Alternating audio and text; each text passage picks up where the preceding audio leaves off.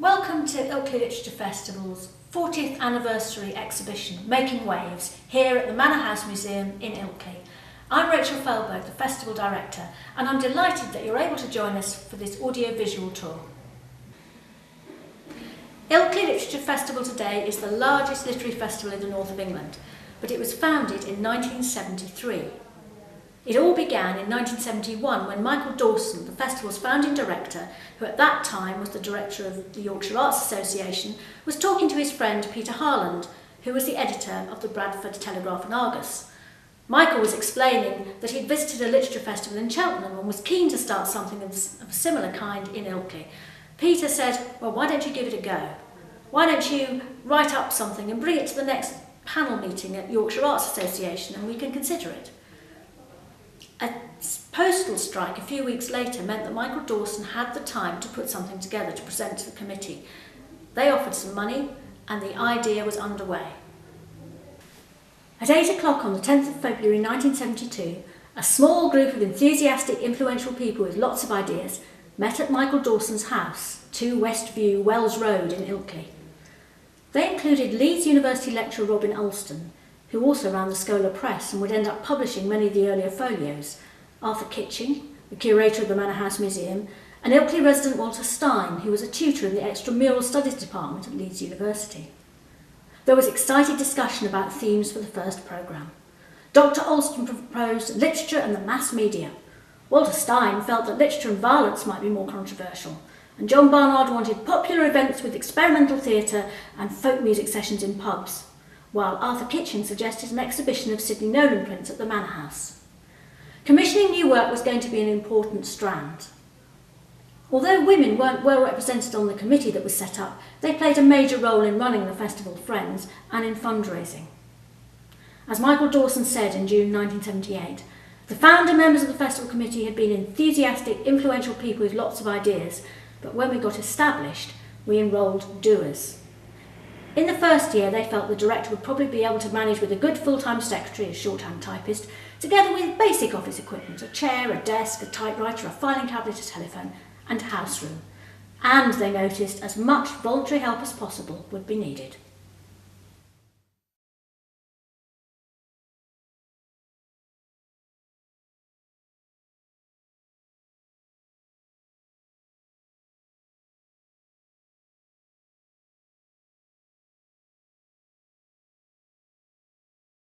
The poet W.H. Auden opened the first festival in April 1973. His appearances steeped in myth. According to some people, he spent most of the afternoon in a broom cupboard with a bottle of scotch.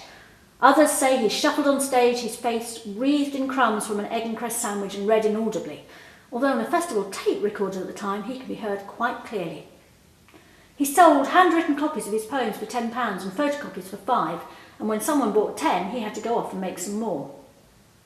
Michael Dawson had invited Auden to Ilkley with the help of the Arts Council's recently retired literature director, Eric White. Auden had returned to England after years in America and was living in a cottage in the ground of Christ Church College, Oxford, feeling ill and neglected. Dinner was arranged in a swanky restaurant in Soho, and Auden promised that he would think about it. As they watched him shuffle off into the night in his customary bedroom slippers after the meal, Eric White told Michael Dawson, "I think he likes you. I think he'll do it." In fact, Auden was so excited by the notion of the festival, he made it known that not only would he come, but he'd like to be fully involved in the programme and even read the lesson at the festival's inaugural service at St Margaret's Church. Michael Dawson commissioned a special festschrift in Auden's honour, with a number of impressive poets, including Charles Causley and Kevin Crossley Holland. But by the time Auden arrived, he was grumpy. He stayed at Craiglan's Hotel for 4 or 5 days and wasn't the easiest of guests. His partner, Chester Coleman, who was expected to read at the festival, never arrived either. The festival organised a celebratory dinner at Denton Hall in Auden's honour, but at 8:30, as the guests were just assembling, Auden announced, "It's my bedtime. Could someone please take me back to my hotel?"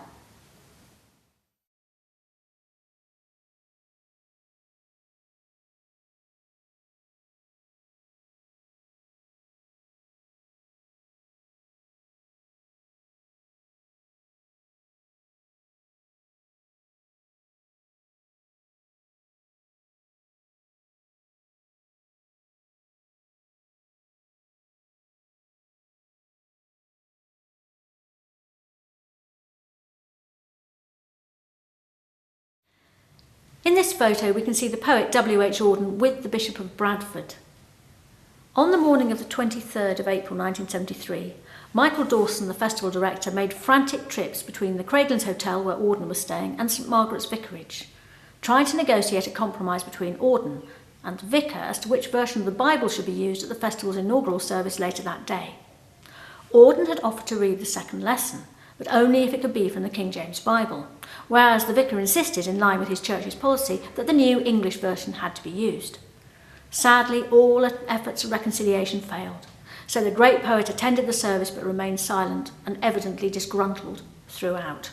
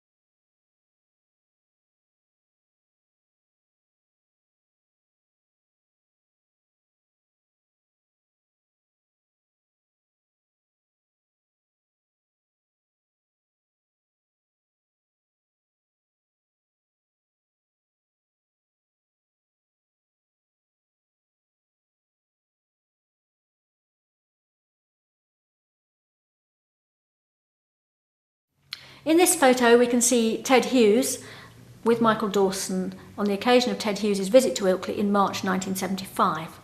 Hughes came to Ilkley to read his new work Cave Birds and Lumber Remains, which Michael Dawson commissioned.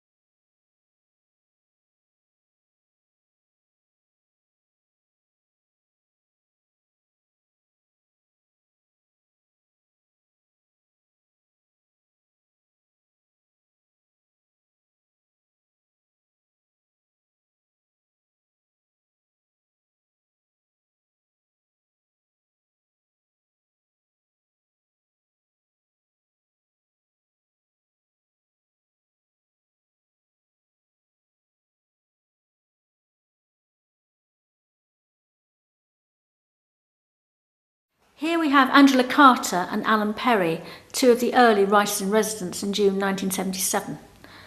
They each wrote a report about their experiences. Alan Perry's was rather disgruntled as they'd stayed in a temperance hotel. Angela Carter turned hers into an article, The Paris of the North, for New Statesman, in which she naughtily suggested that the local Oxfam shop hang on to a particularly nice fur coat in case Verlaine, the French poet, dropped by to pick it up.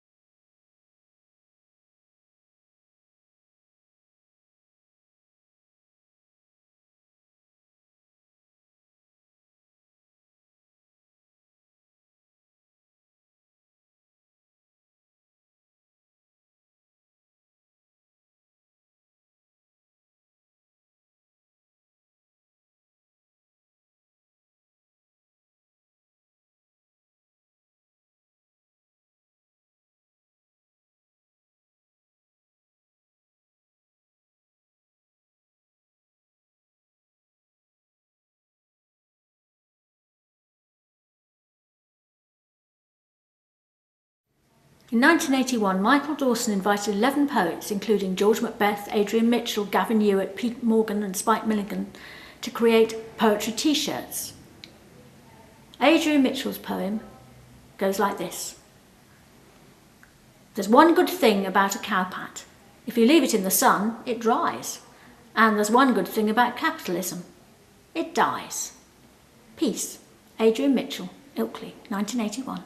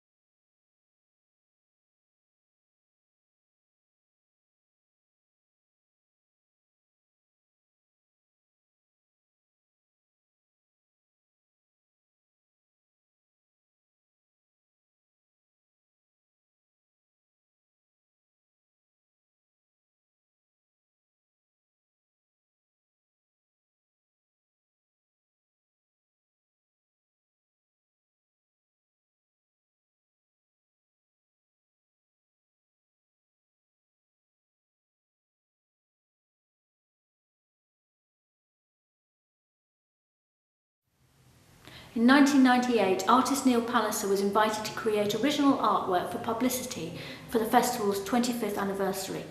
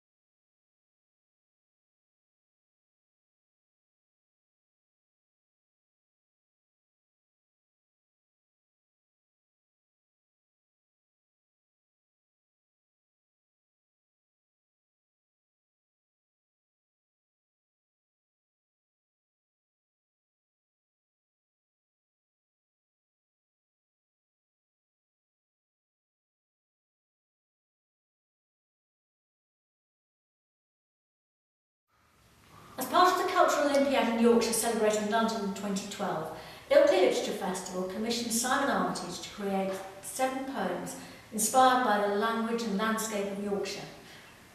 6 of the poems were carved into stones stretching from Marsden to Ilkley, creating a 47-mile trail.